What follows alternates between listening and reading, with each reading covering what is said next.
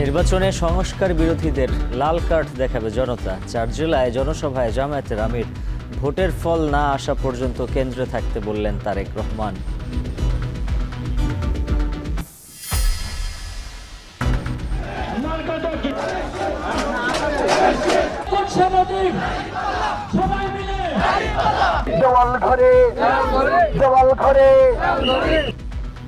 দিন থেকে রাত ভোটারদের মন জয়ে মাঠ চষে বেড়াচ্ছেন বিদ্রোহী স্বতন্ত্র সহ অন্য দলের প্রার্থীরা। আশ্বাস আর প্রতিশ্রুতির ফুলঝুরি। রাজধানীর সড়ক থেকে প্রতিনিয়ত বিদ্যুতের তার চুরি, বাড়ছে দুর্ঘটনার ঝুঁকি, নষ্ট কোটি টাকার সম্পদ, নিরাপত্তা জোরদারের তাগিদ।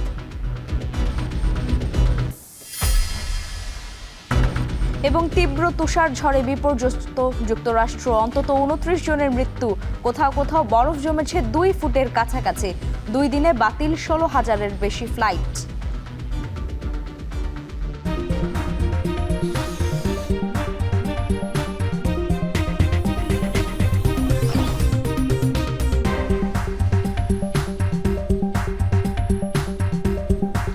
স্বাগত এখন সকালে। পুরো আয়োজন জুড়ে সঙ্গে আছে আমরা দুজন, আমি লাইবা জান্নাত এবং আমি উজ্জ্বল হাফিজ। পরিবর্তনের বিপক্ষে যারা অবস্থান নিয়েছে, জুলাইয়ের যুব সমাজের মতো 12 ফেব্রুয়ারি তাদেরকেও লাল কার্ড দেখাবে জনতা। দক্ষিণ পশ্চিমাঞ্চলের 4 জুলাই নির্বাচনী সফরে এমন মন্তব্য করেন জামায়াতের আমির ডাক্তার শফিকুর রহমান। সোমবার কুষ্টিয়ার জনসভায় তিনি হুঁশিয়ারি দেন, ক্ষমতায় গেলে দুর্নীতিকে কবর দেয়া হবে। বাকিটা জানাচ্ছেন সানি মৃধা। 11 দলীয় ঐক্যের প্রচারণার 5ম দিনের শেষ জনসভা হয় ঝিনাইদহে। জনসভায় জামায়াত আমিরকে বরণ করেন নির্বাচনী ঐক্যের প্রার্থী ও নেতাকর্মীরা।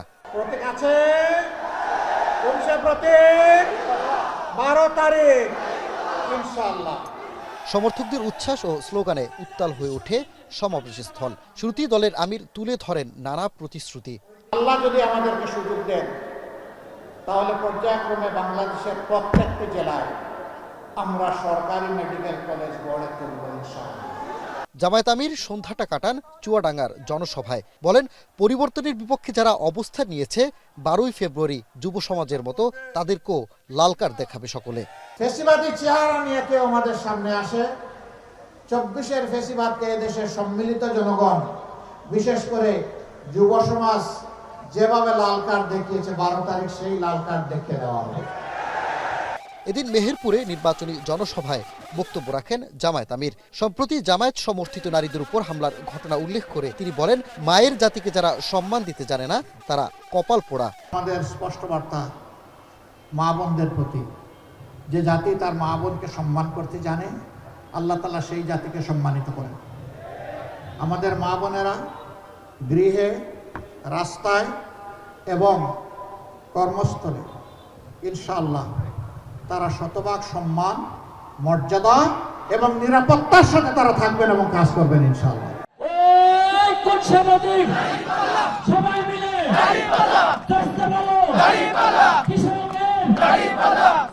এর আগে কুষ্টিয়ায় শহীদ আবরার ফাদ স্টেডিয়ামে সকাল 10টায় বক্তব্য রাখার কথা থাকলেও আকাশপথে ঘন কুয়াশায় দেরি হয় ডাক্তার শফিকুর রহমানকে বহনকারী হেলিকপ্টার অবতরণে।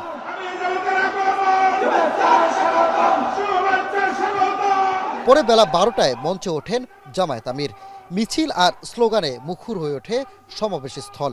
বলেন, ক্ষমতায় গেলে চিরতরে বন্ধ করা হবে দুর্নীতি। এছাড়া এই অঞ্চলে বন্ধ কলকারখানাও চালুর আশ্বাস দেন তিনি।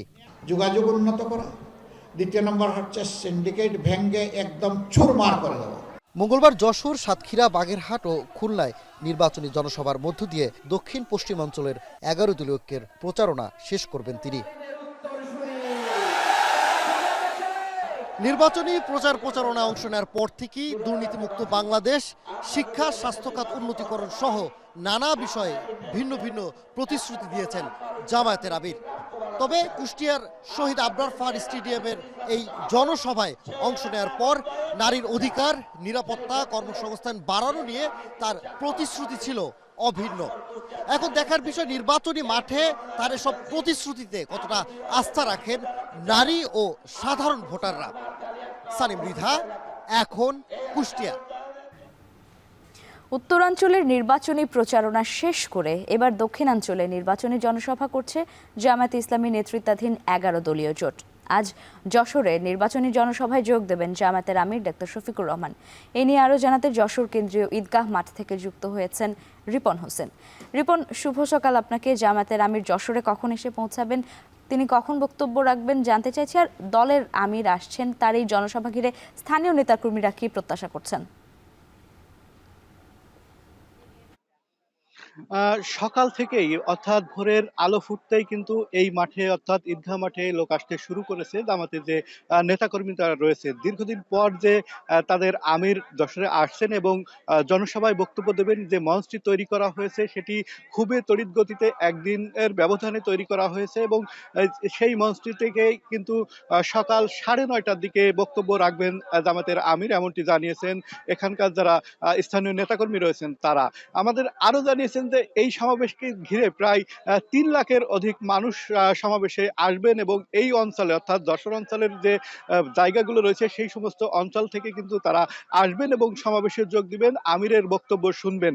আমরা দেখেছি যে স্থানীয় যে নেতাকর্মীগুলো রয়েছেন তারা কিন্তু উচ্ছ্বাসিত, অর্থাৎ দীর্ঘদিন পরে ভোট হচ্ছে, যে ভোটে নির্বাচনী যে জনসভা সেই জনসভা করতে পারছে, সেই জনসভায় তারা আসছেন এবং এতেই তারা উজ্জীবিত। তারপরেও তাদের যে আমির আসছে তারা সেই বক্তব্যটি শুনবেন, একদম দলীয় প্রধানের বক্তব্য শুনবেন, সেজন্য কিন্তু তারা অধীর আগ্রহে রয়েছেন। সকাল থেকে আমরা দেখেছি যে এই মাঠে মানুষ আসতে শুরু করেছে।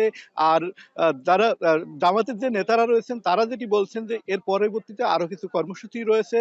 সকাল 8টায় আনুষ্ঠানিকভাবে এই যে সমাবেশ সেটি শুরু হওয়ার কথা রয়েছে, আর একটু পরেই কিন্তু এই সমাবেশটি শুরু হবে। আমরা দেখেছি যে বিভিন্ন মোড়ে মোড়ে যে লোক তারা কিন্তু আসছে, মিছিল সহকারে জড়ো হচ্ছেন। বিভিন্ন উপজেলা এবং ইউনিয়ন থেকে, গ্রাম থেকে কিন্তু মানুষ আসবেন এই জনসভায় যে আমিরের বক্তব্য শোনার জন্য।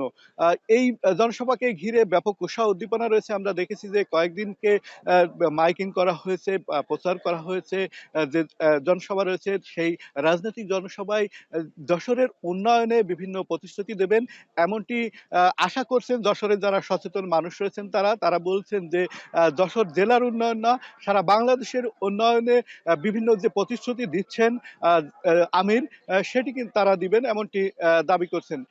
আর আমরা দেখেছি যে যশোরের বিভিন্ন স্থানে পোস্টার লাগানো হয়েছে, বিভিন্ন লিফলেট বিতরণ করা হয়েছে, এছাড়া বিভিন্ন বড় বড় প্যানা টাঙানো হয়েছে, সেখানে জামাতের আমিরের স্বাগত জানানো হয়েছে এবং সকাল থেকেই মানুষ আসতে শুরু করেছে এবং স্বেচ্ছাসেবকও রয়েছে, তারা দায়িত্ব পালন করছে। তো সব মিলে সকাল 9:30টার দিকে বক্তব্য রাখবেন আমির, এমনটি আমাদের জানিয়েছেন নেতারা। এই ছিল এখান থেকে আমার কাছে সর্বশেষ।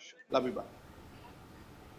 যশোরে নির্বাচনী জনসভায় যোগ দেবেন জামায়াতের আমির ডাক্তার শফিকুর রহমান। আর এ বিষয়ে জানছিলাম সহকর্মী রিপন হোসেনের কাছ থেকে।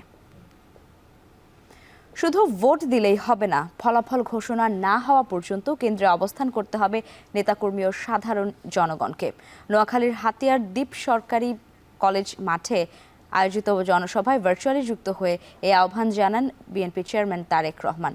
এ সময় নোয়াখালী 6 আসনে বিএনপি প্রার্থীর পক্ষে ধানের শীষের প্রতীকে ভোট চান তারেক রহমান। বলেন, একটি গোষ্ঠী ষড়যন্ত্র করছে যাতে নির্বাচন বাধাগ্রস্ত হয়, এ ব্যাপারে সকলকে সচেতন থাকতে হবে। নেতাকর্মীদের উদ্দেশ্যে বিএনপি চেয়ারম্যান বলেন, শুধু ভোট দিলেই চলবে না, কেন্দ্রে থাকতে হবে। সমস্যার সমাধান করতে হলে ধানের শীষকে জয়ী করতে হবে।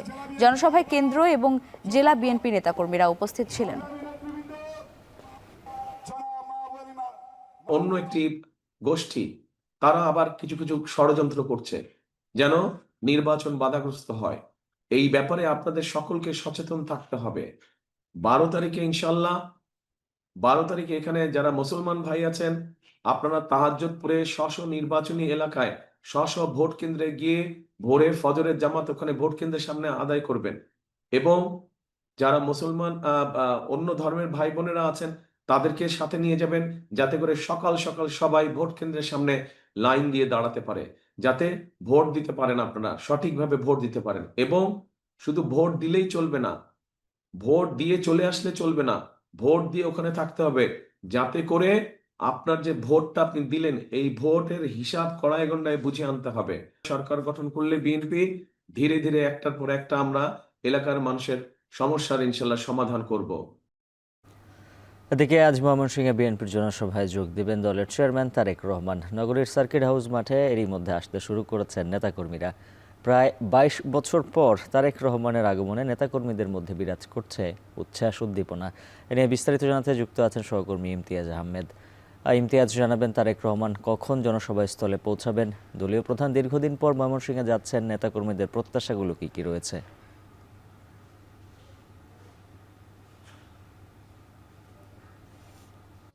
উজ্জ্বল, আপনি ঠিকই বলেছেন।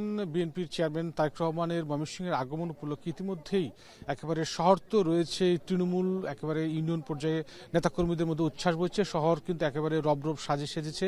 আমরা এই মুহূর্তে রয়েছি ময়মনসিংহের সার্কিট হাউস ময়দানে, ঐতিহাসিক, এবং এই সার্কিট হাউস ময়দানে যে সভাস্থলটি আমরা দেখতে পাচ্ছি ইতিমধ্যেই এর প্রস্তুতি একেবারেই সম্পূর্ণ হওয়ার শেষ পথে, এবং নেতাকর্মী যারা রয়েছেন তারা ভোর থেকেই এখানে এসেছেন এবং সবার শেষ যে প্রস্তুতি সেটি তারা সম্পূর্ণ করার জন্য কাজ করছেন।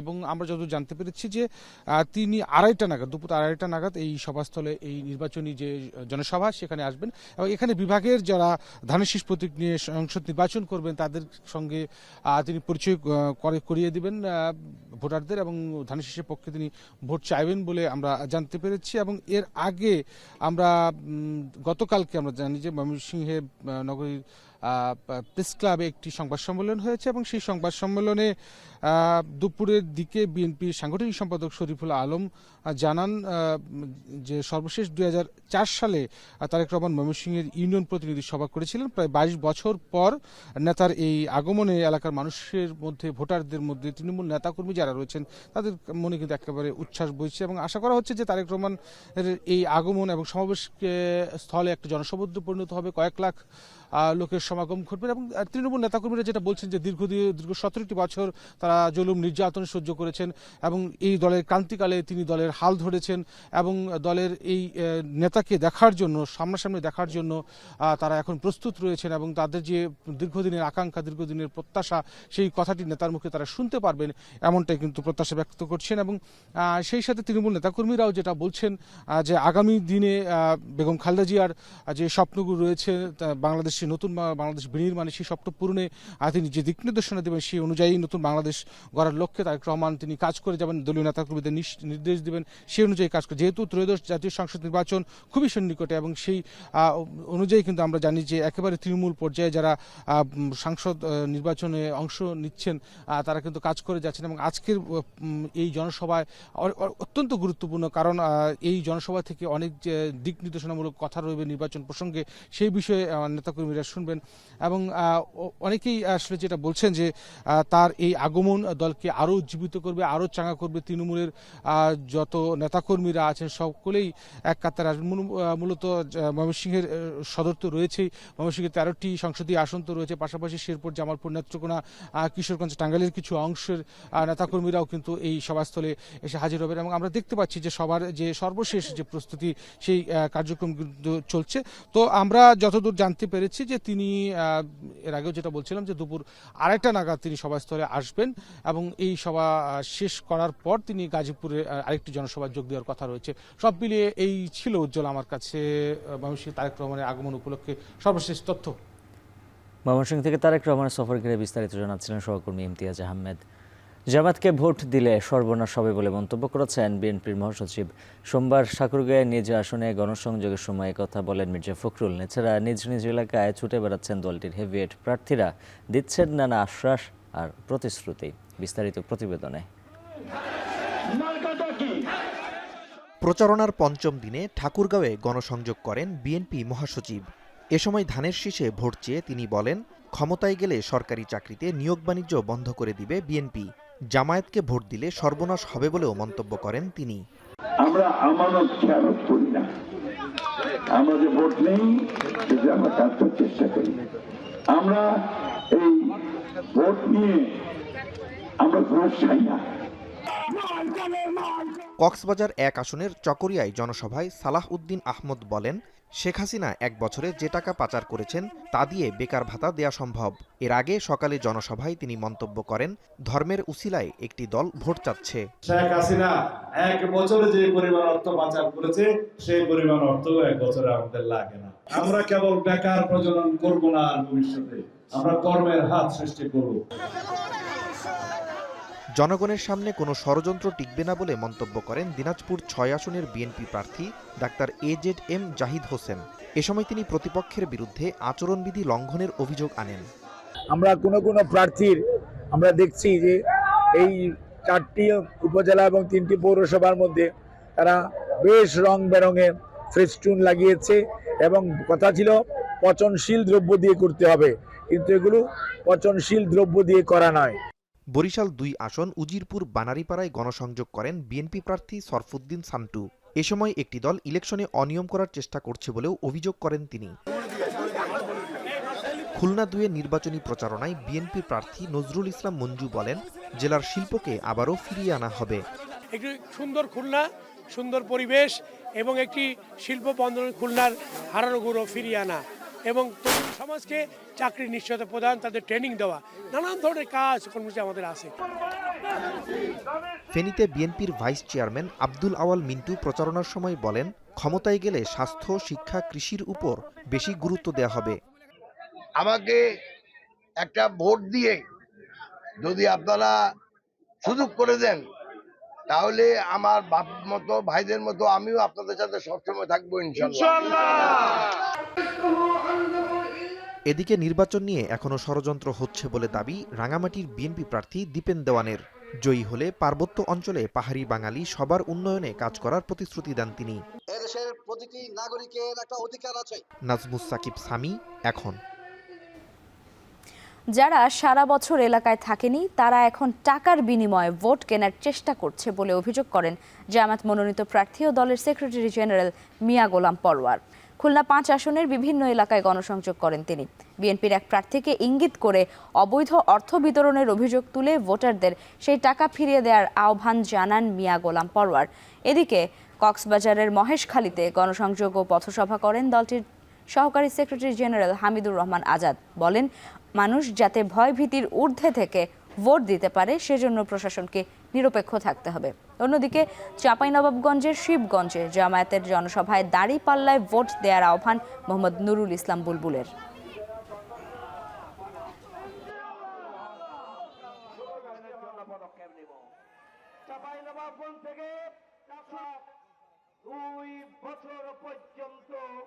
কন্ট্রাক্টর আছেন, ইঞ্জিনিয়ার আছেন, তারা সততার সাথে দায়িত্ব পালন করতে বাধ্য হবেন।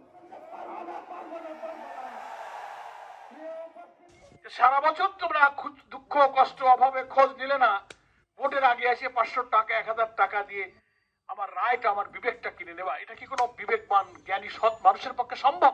কোন ভোটারদের দিকে পাকা চোখ দেখাবেন না, রক্ত চক্ষু দেখাবেন না, হুমকি দেবেন না। আমরা হুমকিকে ভয় পরোয়া করি। এদিকে দিনরাত এক করে ভোটের মাঠ চষে বেড়াচ্ছেন বিদ্রোহী, স্বতন্ত্র সহ অন্য দলের প্রার্থীরা। চলে একে অপরের বিরুদ্ধে পাল্টাপাল্টি অভিযোগ। তবে ভোটারদের মন জয় দিচ্ছেন উন্নয়নের আশ্বাস আর প্রতিশ্রুতির ফুলঝুরি। নাজমুস সাকিব জানাবেন বিস্তারিত।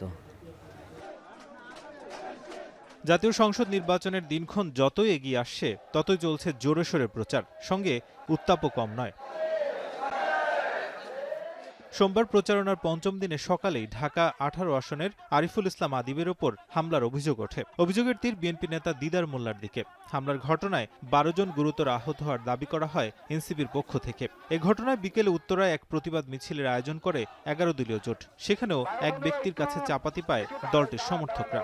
এই গণঅভ্যুত্থানের অন্যান্য নেতৃত্ব থেকে দমিয়ে দেওয়ার জন্য ওই শেখ হাসিনা ভারতে বসে যেভাবে ষড়যন্ত্র করছে, তেমনি ভাবে এই দেশের কিছু ফ্যাসিস্টরাও সেই শেখ হাসিনার সাথে তাল মিলিয়ে আমাদের উপর হামলা চালিয়ে যাচ্ছে। এদিন ঢাকা মেডিকেলের সামনে প্রচারণা চালান নাসির উদ্দিন পাটোয়ারি। এ সময় একই আসনের বিএনপি প্রার্থী মির্জা আব্বাসের বিরুদ্ধে গণ অভ্যুত্থানের পর রাজউকের প্লট ও ফ্ল্যাট নিয়ে দুর্নীতির অভিযোগ করেন তিনি। একই আসনের বিএনপি প্রার্থী মির্জা আব্বাস এক অনুষ্ঠানে অংশ নিয়ে তিনি বলেন, বিএনপি অন্য দলের মতো চাঁদাবাজি না করে কর্মসংস্থান সৃষ্টি করে। আমরা দেখতে পাচ্ছি জোর যার মূল্য তার। সেই ক্ষেত্রে ইলেকশন কমিশন মাঠে লেভেল প্লেইং ফিল্ড রাখতে পারছে না। তারা এক দলের ক্ষেত্রে হলো অন্ধ এবং বধির হয়ে অপেক্ষা করছে, অন্য দলের প্রতি পর্যবেক্ষণ করছে। যারা নিজেরা চুরি করে, নিজেরা চাঁদাবাজি করে আর অন্যজনের দোষ দেয়, ওদের সঙ্গে শুধু আমি কথাটা বলতাম না, কিন্তু এই কথাটা তারা বলতে বলতে একবার পচায় ফেলছে। ঢাকা ১ আসনে দোহার নবাবগঞ্জে প্রচারণা চালান জামায়াত প্রার্থী নজরুল ইসলাম। প্রতিশ্রুতি দেন দুর্নীতির বিরুদ্ধে আগামী ঢাকা গড়ার। একই আসনে প্রচারণা চালিয়ে বিএনপি প্রার্থী আবু আশফাক জানান, তিনি নির্বাচিত হলে অবকাঠামোগত উন্নয়ন করবেন। নতুন প্রজন্মের প্রথম ভোটার যারা, তাদেরকে কর্মসংস্থানের ব্যবস্থা করা দরকার। তাদেরকে সত্যিকারের মানুষ হিসাবে গড়ে তোলার জন্য তাদের যে প্রযুক্তিতে তারা যে মেধাবী, সেই মেধাবীটাকে তাকে কাজে লাগানোর ব্যবস্থা করে দেওয়া প্রয়োজন। শিক্ষার মান উন্নয়নের পাশাপাশি কারিকুলাম চেঞ্জ করার পাশাপাশি শিক্ষকদের রেগুলার ট্রেনিংয়ের ব্যবস্থা করা এবং শিক্ষার যে উপায় উপকরণ, বিশেষ করে আইটি বেসড এবং ডিজিটালাইজ শিক্ষা ব্যবস্থা অত্যন্ত জরুরি। এদিন ঢাকা ১৪ আসনে প্রচারণা চালান বিএনপি প্রার্থী সানজিদা ইসলাম তুলি। এ সময় ভোটারদের দ্বারে দ্বারে গিয়ে ভোট চান তিনি। মাদক দূরীকরণ ও এলাকার যোগাযোগ ব্যবস্থার উন্নয়নের দেন প্রতিশ্রুতি। এছাড়াও স্বতন্ত্র প্রার্থীরা ভোটারদের দ্বারে দ্বারে যাচ্ছেন, দিচ্ছেন নানা প্রতিশ্রুতি। নাজমুস সাকিব, এখন, ঢাকা। বিভিন্ন স্থানে জামায়াতের নারী কর্মীদের হেনস্থা ও হামলার অভিযোগ জানিয়ে ইসিকে কার্যকর ব্যবস্থা নেওয়ার দাবি জানিয়েছে জামায়াত। একই সাথে বলা হয়, একটি বড় রাজনৈতিক দলের পক্ষ থেকে এসব করা হচ্ছে। অন্যদিকে ইসি সচিব জানান, লেভেল প্লেইং ফিল্ড আছে বলেই প্রার্থীরা নির্বিঘ্নে প্রচারণা চালাতে পারছেন। এদিকে দেশে নিবন্ধন করা 7 লাখের বেশি ভোটারের পোস্টাল ব্যালটের কার্যক্রম শুরু হয়েছে। মিয়া আমিরুলের প্রতিবেদনে দেখুন বিস্তারিত। নির্বাচনী প্রচার প্রচারণার পঞ্চম দিনে লিখিত অভিযোগ জানাতে ইসিতে জামায়াতের প্রতিনিধি দল। বিকেলে সিসির সাথে বৈঠকে সমসাময়িক বিভিন্ন বিষয়ে দলটির পক্ষ থেকে কমিশনকে অবহিত করা হয়। এ সময় অভিযোগ করা হয়, বিভিন্ন স্থানে প্রচারণার সময় হেনস্থা ও হামলার শিকার হচ্ছেন জামায়াতের নারী কর্মীরা। একটি দলের পক্ষ থেকে এসব করা হচ্ছে জানিয়ে ইসির কার্যকর পদক্ষেপ নেওয়ার দাবি জানানো হয়। দেশের বিভিন্ন জায়গাতে তাদের উপর হামলা হচ্ছে, তাদেরকে নাজেহাল করা হচ্ছে, তাদেরকে অপদস্থ করা হচ্ছে এবং কোনো কোনো জায়গাতে খুবই লজ্জাজনকভাবে তাদের নেকাব পরিহিত অবস্থায় থাকলে তাদের নেকাব খোলার জন্য বলা হচ্ছে। তাদের অনেকের হাত থেকে মোবাইল ছিনিয়ে নেওয়া হচ্ছে।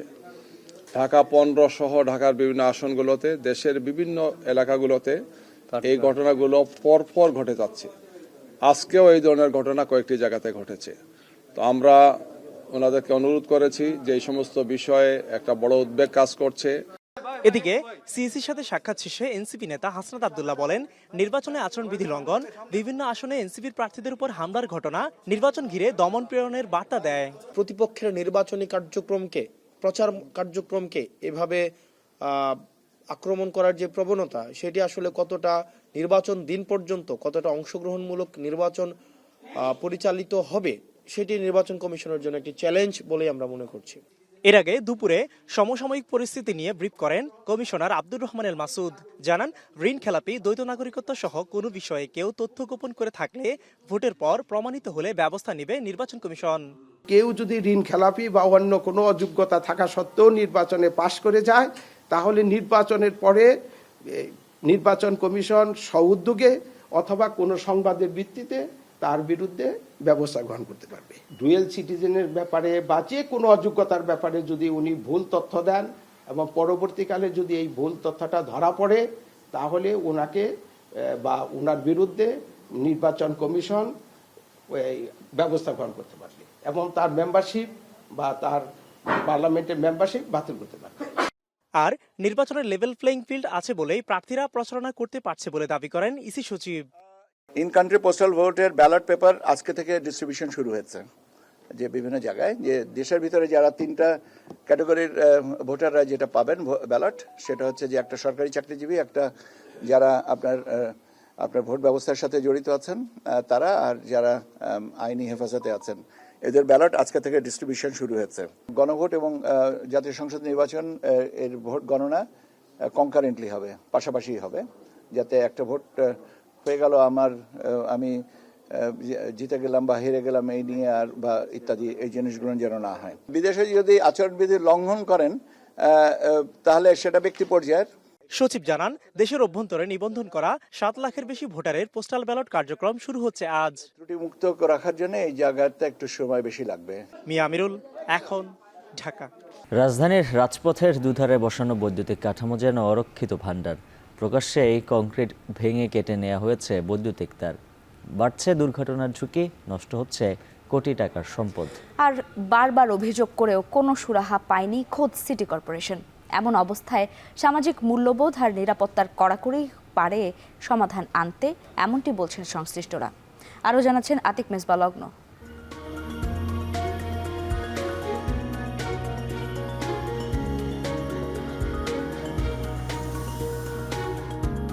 রাজধানীর মগবাজার ফ্লাইওভারের নিচে বৈদ্যুতিক পিলারের গোড়া, কংক্রিটের দেয়ালে গর্ত, ভেতরে নেই তার। আইনের তোয়াক্কা না করে প্রকাশ্যে চলে চুরি, যাতে স্পষ্ট নজরদারির অভাব। এভাবেই চোরদের লক্ষ্যবস্তুতে পরিণত হচ্ছে এই ফ্লাইওভারের বৈদ্যুতিক অবকাঠামো।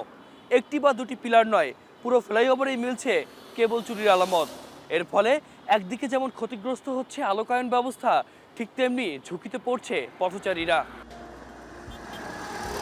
শুধু এই মগবাজার ফ্লাইওভার নয়, রাজধানীর গুরুত্বপূর্ণ বেশিরভাগ সড়ক ও ব্রিজের নিচে নিয়মিত চুরি যাচ্ছে বৈদ্যুতিক তার ও যন্ত্রাংশ।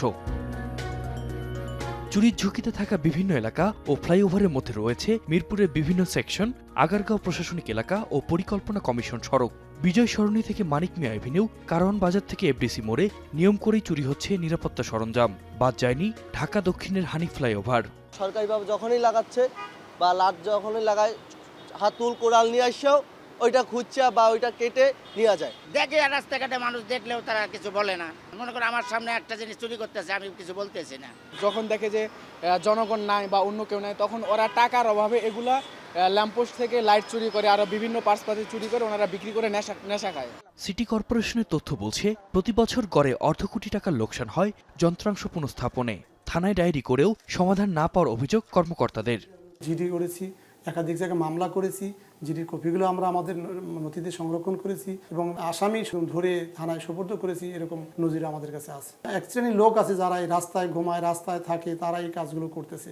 ওদেরকে খুব বেশি আইনের আওতায় এনে ওদেরকে এইটাকে ইয়ের মধ্যে আনা, একটা ফ্রেমের মধ্যে আনাও এটা ডিফিকাল্ট হয়ে গেছে। পুলিশের টহল বাড়ানো ও সামাজিক মূল্যবোধ সৃষ্টির উদ্যোগী পারে প্রতি বছর এই কোটি টাকার লোকসান এড়াতে, বললেন এই কর্মকর্তা। সামাজিক একটা প্রতিরোধ বা সামাজিক সচেতনতা খুবই জরুরি।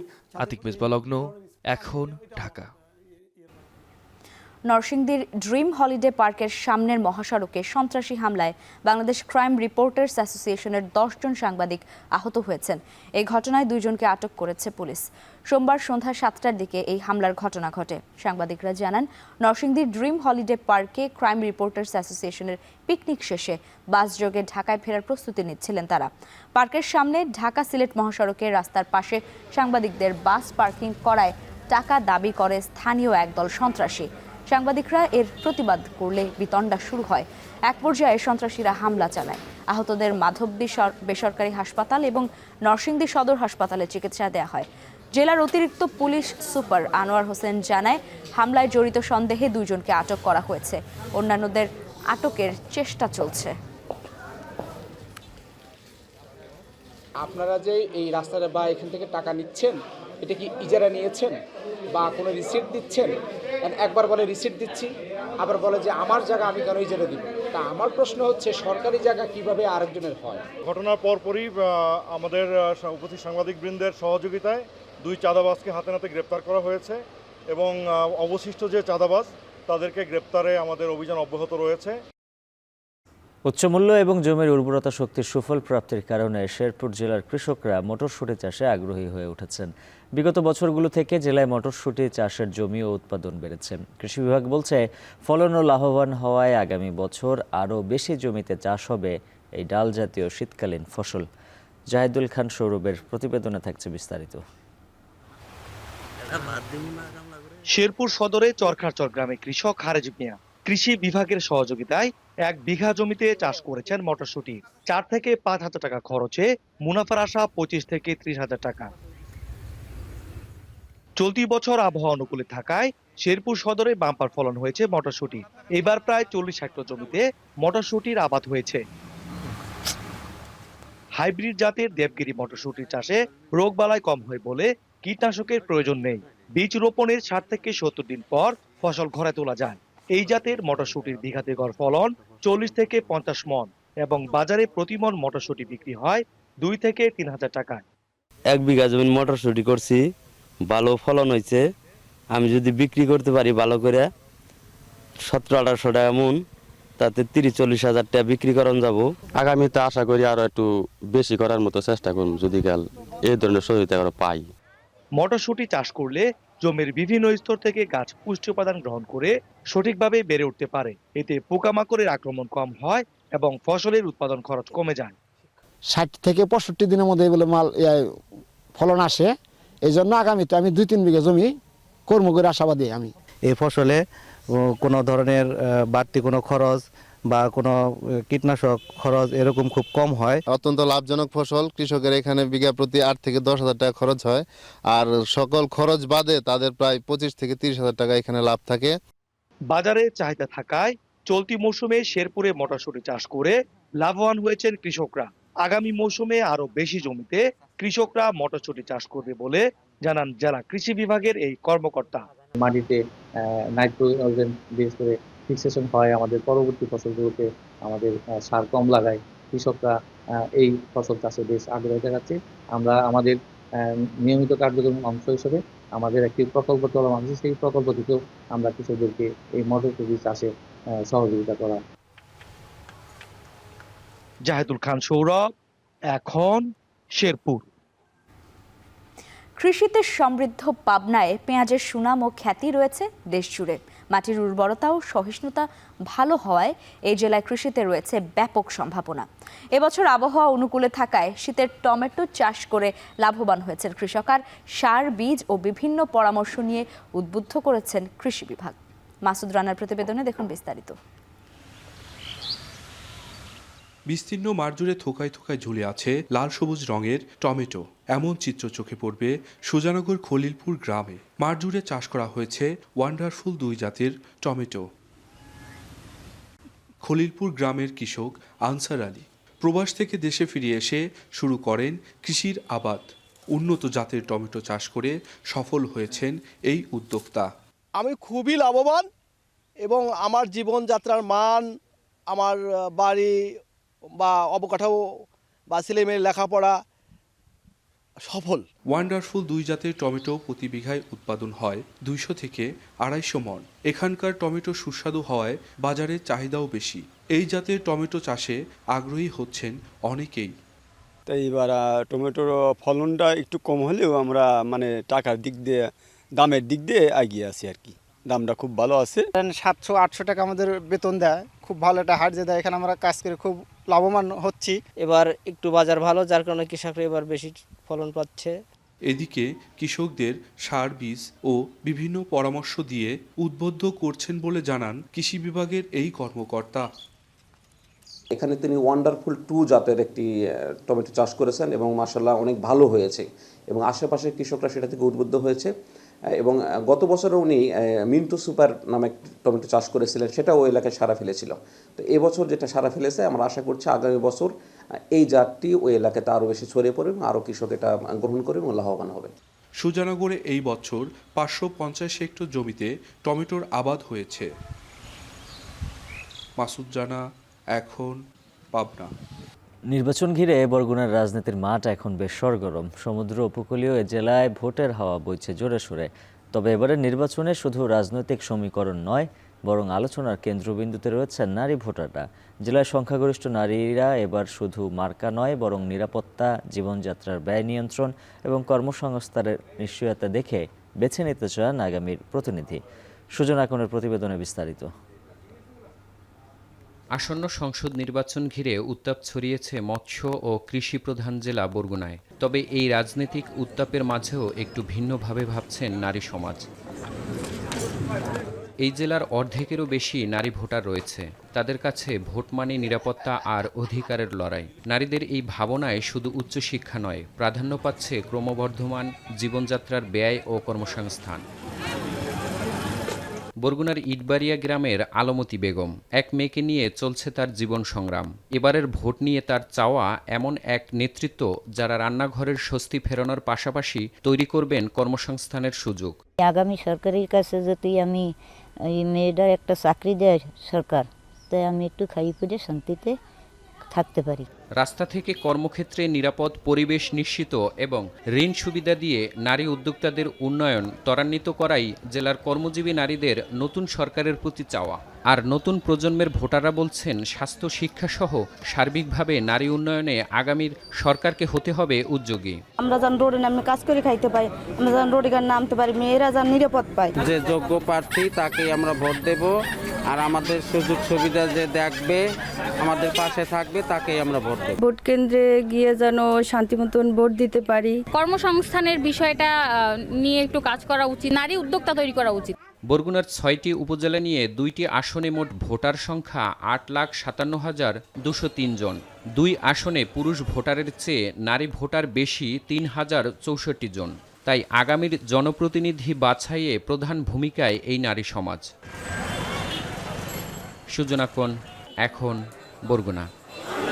শীতকালীন তুষার ঝড়ে বিপর্যস্ত যুক্তরাষ্ট্র। তীব্র শীত ও ঝড়ের তাণ্ডবে প্রাণহানি বেড়ে দাঁড়িয়েছে 29 জনে। সোমবার বাতিল করা হয়েছে 5,000-এরও বেশি ফ্লাইট। এছাড়া টেনেসি, মিসিসিপি, লুইজিয়ানা ও টেক্সাসের 6.5 লাখের বেশি গ্রাহকের বিদ্যুৎ সংযোগ বিচ্ছিন্ন। নিউজ আওয়ারের তথ্য অনুযায়ী পশ্চিম, দক্ষিণ ও দক্ষিণ পূর্বাঞ্চলীয় অঙ্গরাজ্যগুলোতে ঝড়ের তাণ্ডব সবচেয়ে বেশি লক্ষ্য করা গেছে। মঙ্গলবার অন্তত 19টি অঙ্গরাজ্যে 1 ফুটের বেশি তুষারপাতের পূর্বাভাস দেয়া হয়েছে। ডালাস, বস্টন ও নিউ ইয়র্কে সবচেয়ে বেশি ফ্লাইট বিপর্যয়ের খবর পাওয়া যাচ্ছে। ঘন তুষারে ছেয়ে গেছে নিউ ইয়র্কের টাইম স্কোয়ার। এখনও পর্যন্ত যে প্রাণহানির তথ্য এসেছে এর মধ্যে 10 জনই নিউ ইয়র্কের বাসিন্দা। রাস্তায় জমে থাকা বরফ সরাতে স্থানীয়দের পাশাপাশি কাজ করছে ন্যাশনাল গার্ড ও ইমার্জেন্সি ম্যানেজমেন্টের কর্মকর্তারা। আগামী সপ্তাহান্তে আরও একটি তুষারঝড় আঘাত হানার পূর্বাভাস দিয়েছে মার্কিন আবহাওয়া দপ্তর।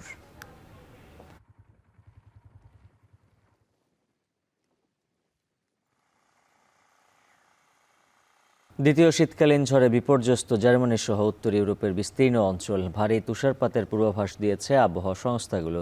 এমন অবস্থায় বিদ্যুৎ ও পরিবহন ব্যবস্থা নিয়ে বিপাকে ইউরোপের বাসিন্দারা। জার্মানির বেশ কয়েকটি শহরের সড়কে বরফ জমেছে কয়েক ফুট উচ্চতার। এদিকে ভারী তুষারপাতে গেল 1 দশকের মধ্যে প্রথমবারের মতো জমে গেছে ইউরোপের বৃহত্তম মিঠা পানির হাঙ্গেরির বালাটন হ্রদ। আরও জানাচ্ছেন তানভীর জনি। জানুয়ারি মাস জুড়ে শীতকালীন ঝড়ের মুখে বিপর্যয়ে পড়েছে ইউরোপের বাসিন্দারা। হাঙ্গেরিতে চলতি মাসের তাপমাত্রা গেল 15 বছরের মধ্যে সর্বনিম্ন। এর মধ্যে দেশটিতে জ্বালানি সংকট পরিস্থিতিকে আরও জটিল করে তুলেছে। হাঙ্গেরির বালাটন হ্রদ মধ্য ইউরোপের বৃহত্তম মিঠাপানির হ্রদের একটি। তীব্র ঠান্ডা ও তুষারপাতে জমে গেছে হ্রদটি। বরফ ছেয়ে আছে গোটা হ্রদে, যা গত 1 দশকের মধ্যে প্রথমবারের মতো এই ঘটনা ঘটেছে। এই হ্রদের ওপর বরফের পুরুত্ব প্রায় 3 থেকে 4 ইঞ্চি পর্যন্ত। এর মধ্য দিয়ে চলছে ফেরি। বাসিন্দারা ভিড় করছেন বিরল শীতকালীন দৃশ্য দেখার জন্য। তবে হাঙ্গেরির বাসিন্দাদের কাছে বরফ জমা এই হ্রদ হয়ে উঠেছে বিনোদনের মাধ্যম। বরফ আচ্ছাদিত এই বালাটন হ্রদ দেখতে ভিড় জমাচ্ছেন অনেকে। কেউ কেউ হ্রদের উপরই করছেন স্কেটিং। সম্ভাব্য ফাটল ও তুষারাবৃত দুর্বল স্থানগুলোকে ঝুঁকিপূর্ণ হিসেবে ঘোষণা করেছে স্থানীয় কর্তৃপক্ষ। A legnagyobb élmény az volt, hogy a 2 kislányom velem jött, és rajtuk most volt 10-szer körülbelül a korcsolya. Az egyik nagyon jól kezelte, a másik egy kicsit félve. Szerintem izgép, hogy ilyen élő vízon alattad, meg van benne ez a kicsi félelem, hogy olyan beszakadunk-e vagy sem, de nem, tehát eléggé biztonságos. এদিকে জার্মানিতে শুরু হয়েছে দ্বিতীয় শীতকালীন ঝড়। ভারী তুষারপাত, হিমশীতল বৃষ্টিপাতে বিপর্যস্ত দেশটির পরিবহন ব্যবস্থা, বন্ধ শিক্ষা প্রতিষ্ঠান এবং বাতিল হয়েছে বহু ফ্লাইট। মহাসড়কগুলোতে বরফ জমেছে কয়েক ফুট উচ্চতার। পিচ্ছিল অবস্থায় যানবাহন চলাচলে সাবধানতা অবলম্বন করার নির্দেশ দেওয়া হয়েছে। Wie gesagt, viel los und ich musste jetzt meinen Parkplatz freischaufeln, damit ich mein Auto hinstellen konnte. Und jetzt betätige ich mich ein bisschen hier. বরফ সরিয়ে চলাচলের উপযোগী করে তুলতে প্রধান সড়কগুলোতে চলছে পরিষ্কার অভিযান। তানভীর জনি, এখন বিশ্ব। এবারে জানাবো খেলার খবর। মার্চে এশিয়ান কাপ বাছাই পর্বে সিঙ্গাপুরের বিপক্ষে ম্যাচের আগে ভিয়েতনামের সঙ্গে প্রস্তুতি ম্যাচ খেলবে বাংলাদেশ। শুধু মার্চের উইন্ডো নয়, জুনে প্রতিপক্ষ খুঁজতে এরই মধ্যে ওশেনিয়া এবং মধ্য এশিয়ার মধ্যে 12টি দেশকে চিঠি দিয়েছে ফেডারেশন, এমনটাই জানিয়েছেন সহসভাপতি ফাহাদ করিম।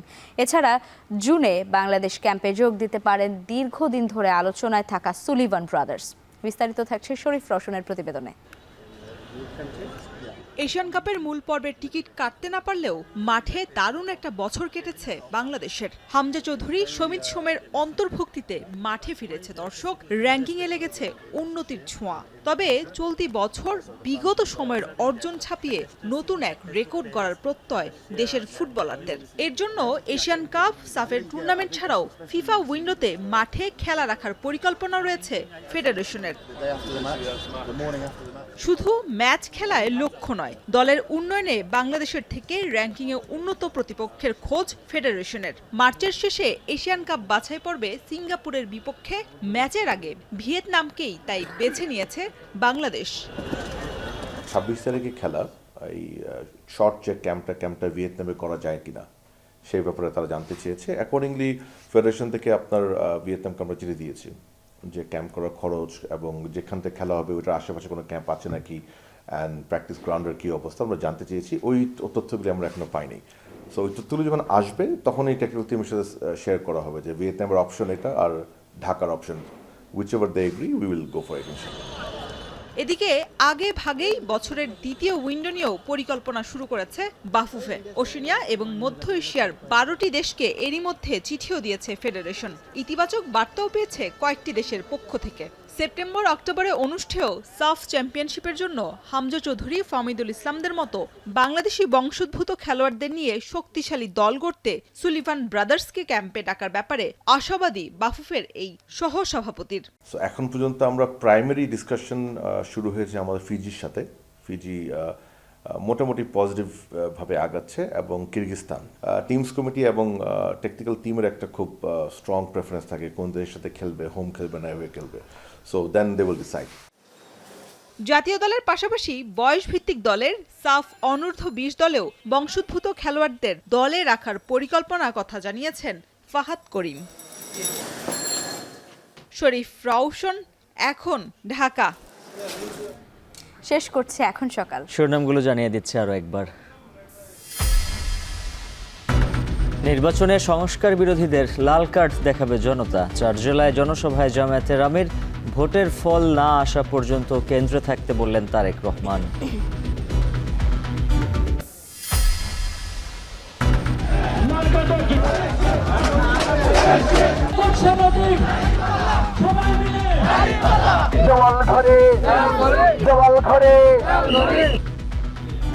দিন থেকে রাত ভোটারের মন জয় মাঠ চষে বেড়াচ্ছেন বিদ্রোহী, স্বতন্ত্র সহ অন্য দলের প্রার্থীরা। আশ্বাস আর প্রতিশ্রুতির ফুলঝুরি।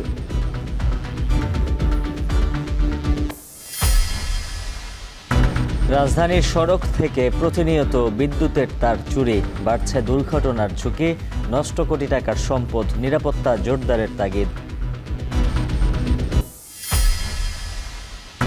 এবং তীব্র তুষার ঝড়ে বিপর্যস্ত যুক্তরাষ্ট্র, অন্তত 29 জনের মৃত্যু। কোথাও কোথাও বরফ জমেছে 2 ফুটের কাছাকাছি। 2 দিনে বাতিল 16,000-এর বেশি ফ্লাইট।